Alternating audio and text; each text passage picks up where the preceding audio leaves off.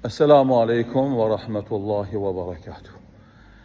Kur do që besimtari ka ndonjë angazhim gjatë ditës, qoftë të punët e tija personale, qoftë puna në ndërtimtari, apo puna në treg, apo dalja me angazhimin me sport, luqe futball apo ecja në bjeshk, kur vjen koha e namazit, duhet me fal namazin.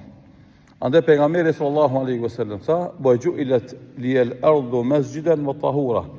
Toka më është bë mu xhami dhe i pastër. Fa aynama adrakahu as-salat yusalli fiha. Kudo që takon namazi ai falet te. Andaj edhe na sot pasi bënëm 11 apo 12 kilometra ecje bjeshkatari, të organizuar nga shoqata Besa e fshatit Qellopek, erdhëm në një prej xhamieve të Qellopekit e falem namazin e drekës. Do thot namazi duhet me kon pjesë e programit në të gjitha aktivitetet personale që i ka besimtari.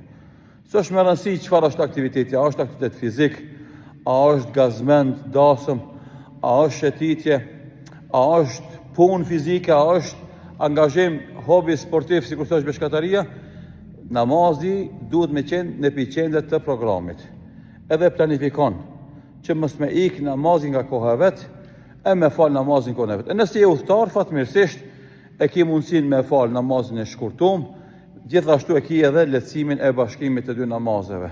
Ama nuk ban me lënë namazin. Për këtë shkak i themi na secilit musliman që ka angazhime të ndryshme ditore, punë të lodhshme, punë me orar, le t'i organizon punët e veta, e namazit le t'i gjen një 5 minuta apo 10 kohë për ta falë. Kështu e fiton kënaqësinë e Allahut dhe e fiton bereqetin e punëve të tija, angazhimeve të tija që i bën. Përndryshe, nëse punët e tuja të dynjos bën shkak që ti me humb kënaqësinë e Allahut dhe shpërblimi për ti, mjerë për ty. Allah i shpërbleft edhe ata që kanë qenë donator për këtë xhami të bukur që kanë bë. Elhamdulillah, mashallah, tebarakallah, xhami shumë e bukur dhe mrekullueshme. Inshallah është edhe plot me xhamat, edhe është plot me aktivitete të ndryshme, sidomos duke mësuar fëmijët e fshatit, domethënë duke mësuar atyre rregullat e Islamit dhe leximin e Kuranit. Wassalamu alaikum wa rahmatullahi wa barakatuh.